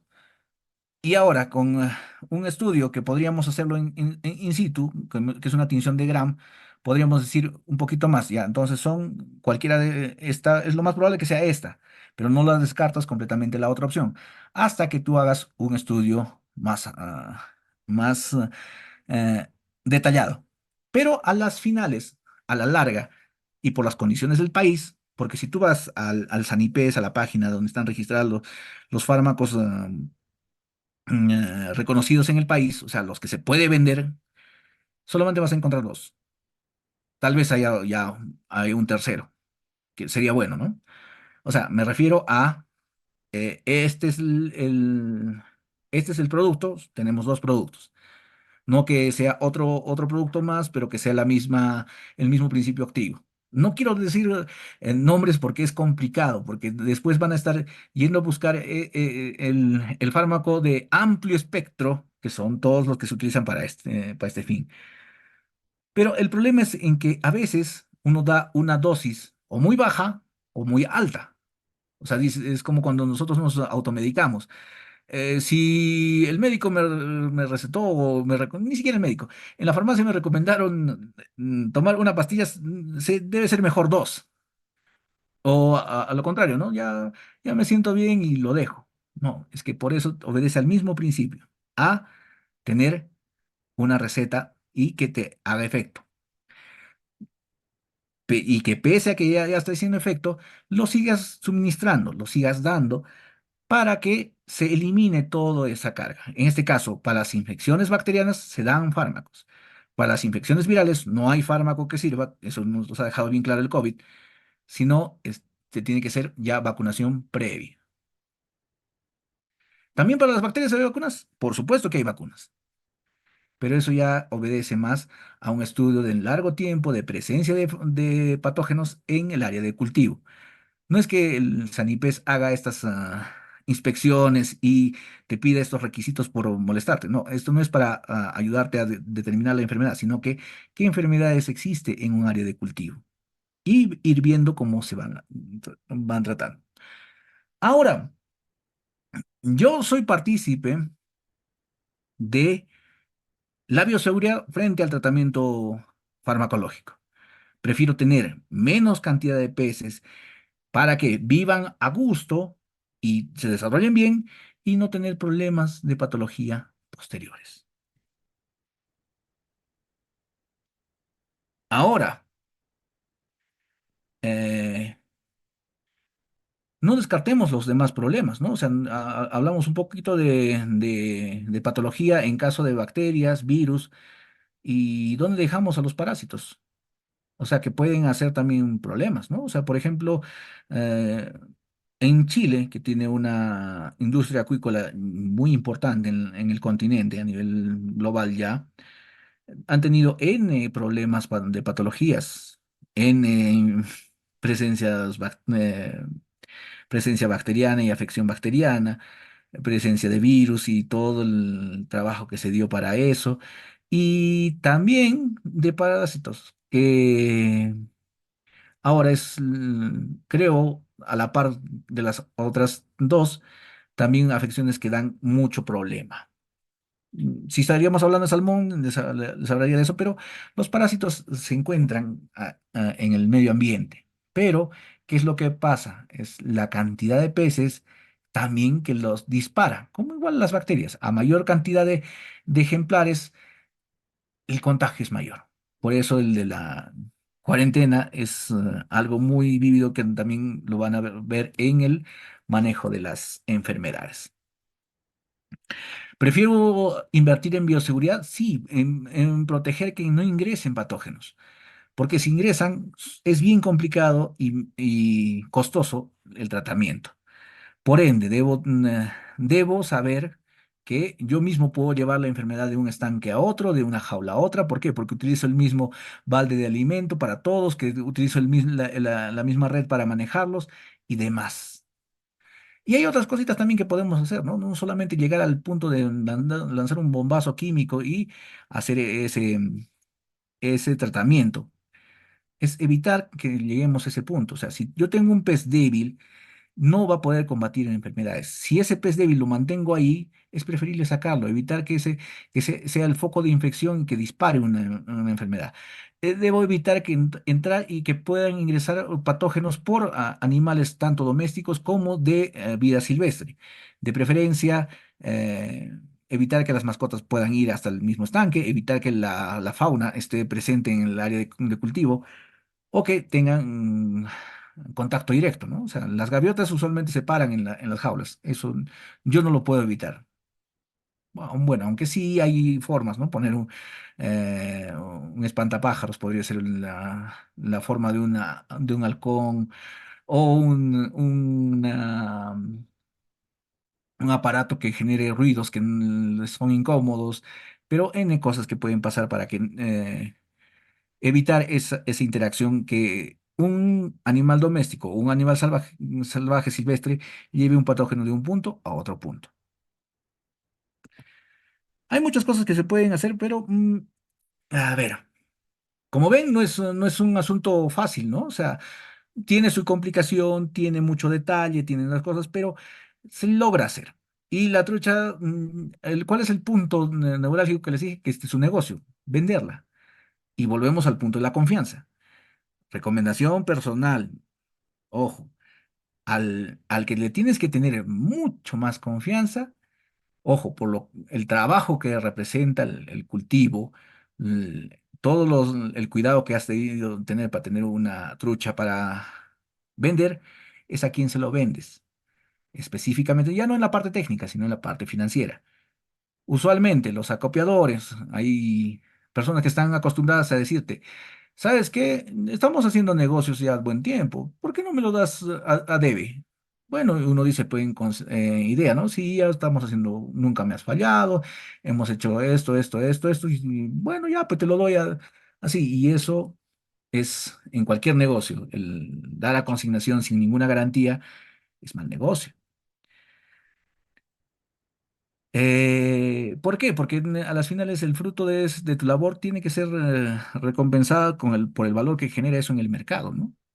Y si coloquialmente te dejan, te meten cabeza, te estafan con eso, estamos mal, ¿no? Esa es pérdida.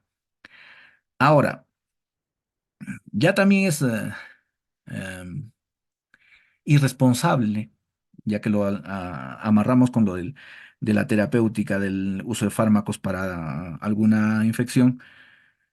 Es irresponsable vender peces que yo esté en tratamiento. O sea, ya pueden estar mejor, ya no se notan las mortandades que se tenían, ya no tengo esos síntomas que les he mencionado y lo vendo. Estás vendiendo un pez con un fármaco en su organismo. Por ende, si ese pez es consumido por alguien que lastimosamente y felizmente, lastimosamente tiene una condición de alergia a ese fármaco, vas a tener problemas de intoxicaciones y problemas con el que se lo va a comer después ese pescado. Hay que ser responsable incluso con eso, porque textualmente de eso depende la vida, porque un shock anafiláctico a una persona que es alérgica a N o Y elemento puede llevarlo tranquilamente a pasar mínimo un mal rato o llevarlo al hospital, incluso al cementerio. Hay que tener cuidado en eso. ¿Por qué? Porque esto es el fin, el fruto de todo tu trabajo. y no debería echarse a perder. Y con algo tan simple como yo sacarlo, yo saco mis peces, de poder, si el mercado me pagase mejor y por un pez vivo que por un pez muerto, yo gustoso se los llevo vivo, ¿no? Pero no es el caso ahora por volúmenes y demás, pero hay que mejorar esto. Algún día pasaremos del beneficio o la muerte de las truchas por asfixia a otro método, tal vez por hipotermia o algún método mecánico sonoro que sea más amigable y que conserve mejor la calidad del pez, pero por lo menos mínimamente lleven estos peces en una bandeja limpia, que no tenga rastros de sangre, que no tenga rastros de la mucosidad de los peces, que eso hace que giren los patógenos incluso para el ser humano. De ahí el punto de la inocuidad. Y bueno, también hay que ser responsables con el medio ambiente, ¿no? O sea, ver que tu actividad no impacte de manera negativa en el medio ambiente, porque uno vive del medio ambiente, o sea, tus peces viven en ese medio ambiente, por ende, si tú les das indiscriminadamente, o sea, sin un criterio, sin una forma de darte cuenta que ese alimento está siendo consumido por el pez y lo dejas en el medio ambiente, eso se está convirtiendo en materia orgánica. La materia orgánica consume el oxígeno, por ende te está perjudicando a ti. De que cuando empezaste podías criar, digamos, 10 kilos de trucha por metro cúbico, ahora solamente puedes criar 5. ¿Por qué? Porque has sido descuidado y has impactado al medio ambiente. Y si tú eres tan irresponsable como para hacer eso, que no te quepa duda que en el futuro no vas a poder ya cultivar en esa zona. Por ende, estás matando el negocio. Ahora, los fármacos que utilizas también están en esas heces, por ende también tienes que ver cuánto les estás dando, porque no tienes que ser indiscriminado en dar algún tratamiento, salvo que sea algo más, que no tenga tanto impacto al medio ambiente, que no tenga ecotoxicidades probadas. Por ejemplo, la sal, un tratamiento de sal, de inmersión de sal en el manejo, es muy, casi muy llevado a la mano. Eso es lo que usualmente hacemos, ¿no? Para una profilaxis. No es con fármacos, pero sí con un elemento que nos ayuda a mejorar algunas condiciones, tanto en estrés, tanto en patógenos o parásitos. La sal es una gran cosa. Ojo, sal pura, cloruro de sodio, sin aditivo de yodo. La sal de roca, la sal común, esa que te venden cruda o en roca que se tiene en los mercados en el campo.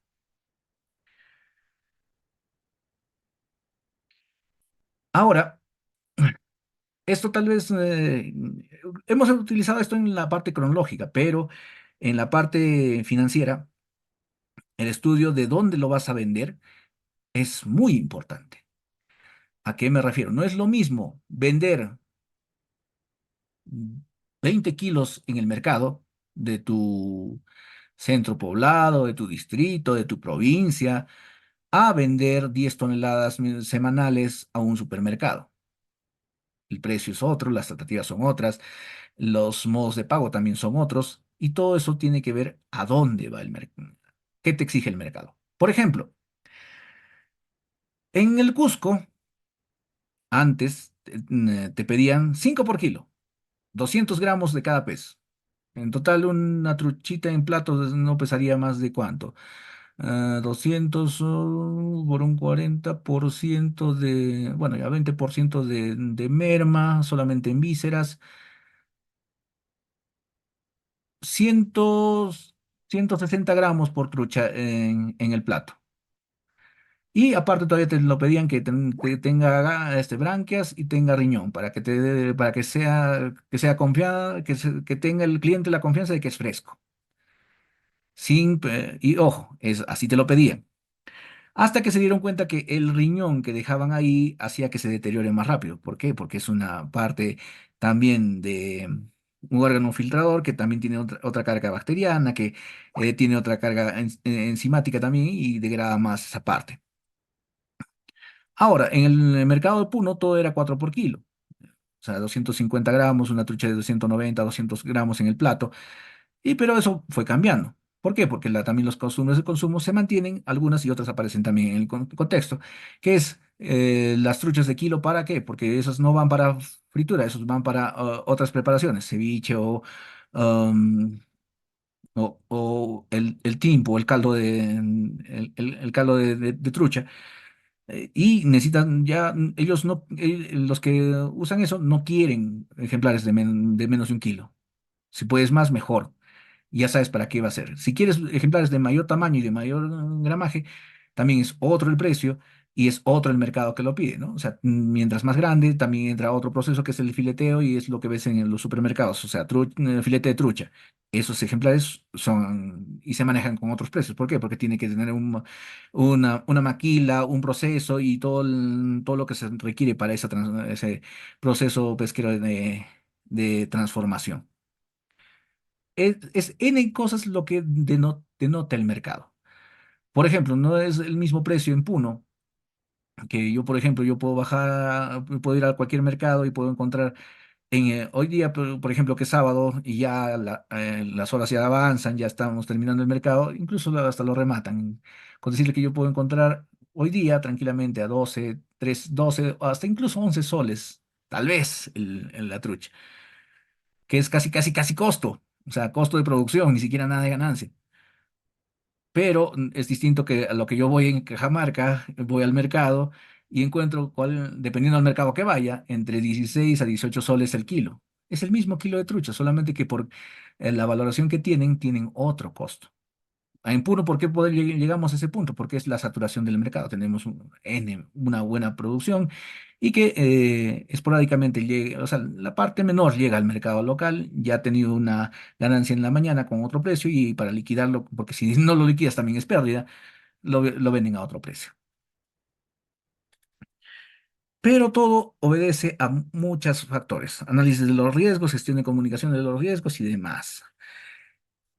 Por ejemplo, eso de los riesgos es importante porque, ojo, la trucha, al ser un pez muy exigente en calidad de agua, por A o B, o sorpresa del cielo, de la tierra y de la decisión de tu vecino, por que le hizo el favor a un compadre, tuvo ni siquiera en corral, tuvo unos 10 vaquitas cerca a donde tomas tú el agua, o sea, para tus truchas, y solamente la presencia de eso y las fecas que tiene el arrastre del agua al río, y eso cargó de materia orgánica el agua, por ende bajó las condiciones de calidad del agua y ¡pum!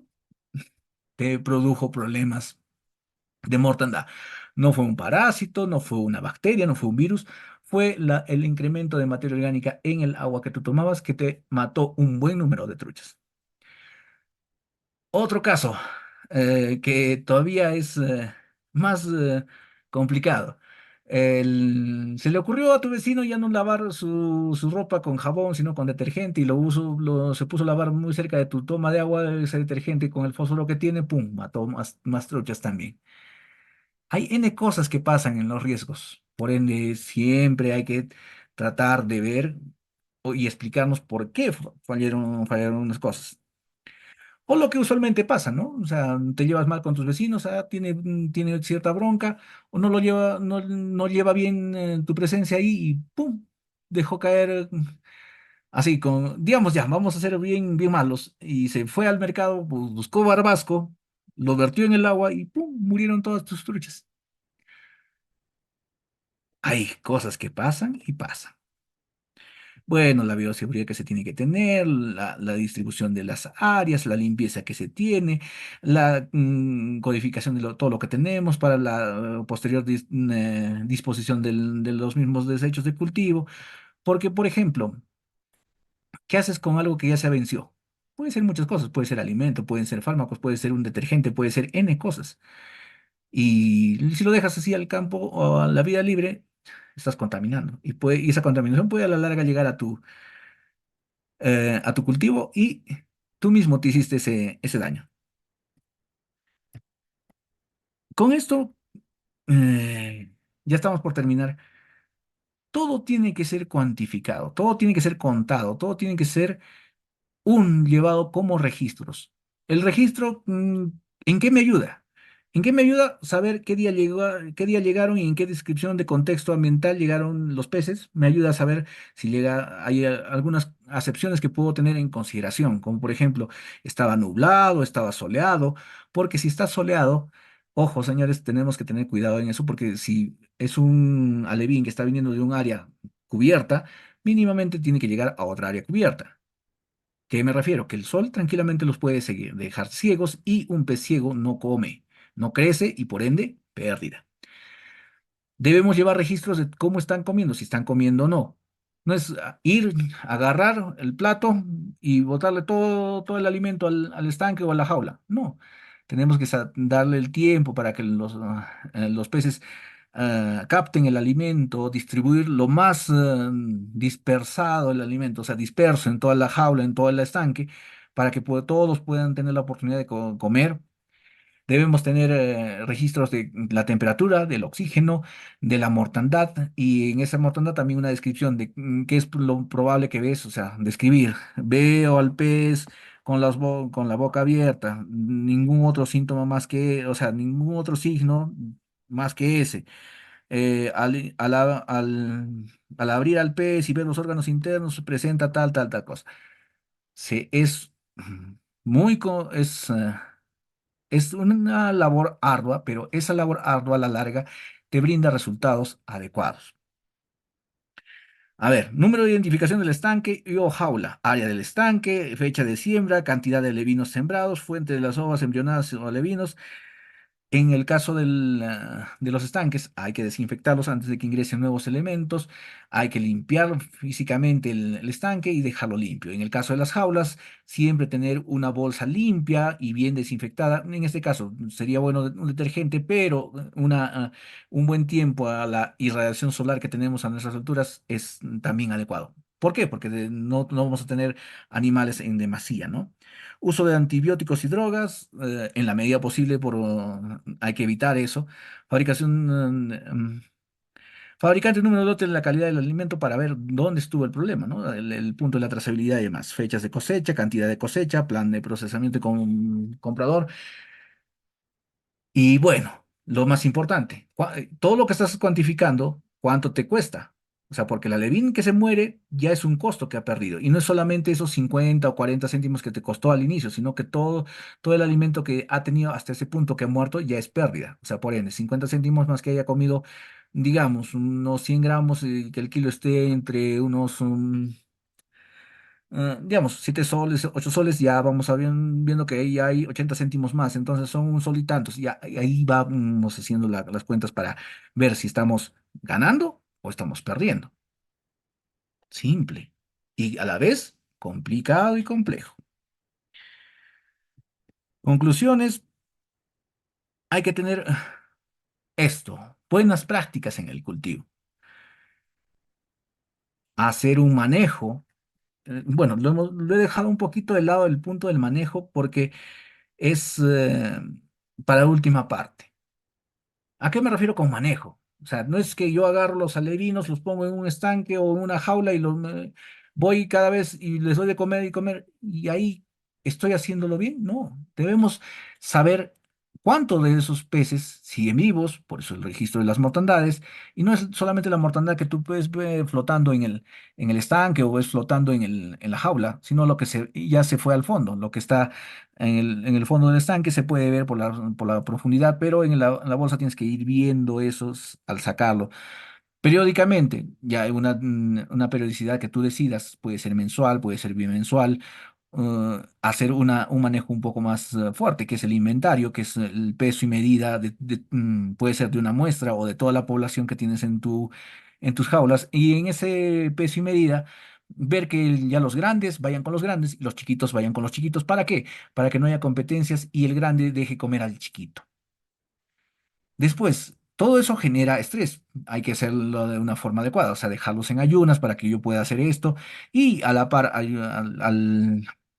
la vez que yo los he pesado, los he medido, los he cernido, los he seleccionado, los más grandes con los más y los pequeños, los he separado, por todo ese estrés que yo les he provocado, darles un baño de sal, eh, un agua, o sea, agarras una tina, la más grande que puedas, disuelves sal mm, podríamos decir 5 gramos por litro, o a la medida más práctica, agarrar y tomar esa agua salada y si tiene la percepción de salado como el de tu sopa, estamos bien.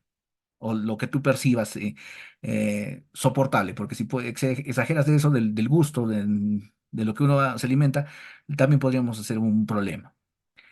Y mantener las bolsas, mantener los estanques limpios, porque donde se concentren, los que habrán visto, sobre todo en el río, verán que las piedras en el río a veces tienen una mucosidad, como si fuese una gelatina media verdosa, parda. Eso es biofilm o un conjunto de microorganismos que están presentes ahí, en esa gelatina, en esa baba, en esa mucosidad. Y es ahí donde se proliferan bacterias, protozoos, que pueden ser parásitos y perjudicar en la producción, y que es desde ahí donde pueden ser potenciales peligros para tu cultivo. Por ende, si tú puedes evitar eso, teniendo una limpieza de su estanque, teniendo una limpieza y recambio de bolsas de cultivo, estamos en buen camino. Con buenas prácticas, evitando todo lo que se podamos, y siempre hay una forma de mejorar, ¿no? O sea, no es solamente lo que yo les menciono, porque mal que bien, o más bien que mal, preferible eso, siempre hay formas de mejorar, siempre hay formas de hacer las cosas más óptimas o darle más atención a un punto donde estás flaqueando. O sea, también emplear lo de los puntos críticos de control en la misma producción. Cuando hablamos de puntos críticos de control es donde yo tengo problemas ya reconocidos y cómo los puedo mejorar. Bueno, el problema está en los detalles, así es que señores, por favor, lleven registros, sean bastante, o sea, valoren también la experiencia que tienen al desarrollar la actividad, porque no hay mejor maestro que la misma experiencia, pero también es poco inteligente no recurrir a la bibliografía o a la explicación de alguien que sí sepa, que ya haya pasado por eso para evitar que a ti te pase. Bueno, formatos y formatos que siempre uno tiene que tener para estos fines. Caballeros, mil disculpas por lo que hayamos tenido en falencias o en extender las cosas, pero créanme, hemos intentado ser un poquito más conciso en algunas cosas y en otras darles un poquito más de luces, pero yo creo que deberíamos darle la atención debida a todo, pero en este lapso de tiempo es lo que hemos podido llegar. Por favor, si tuvieran alguna otra, si tienen preguntas, por favor, la organización me los podría hacer llegar o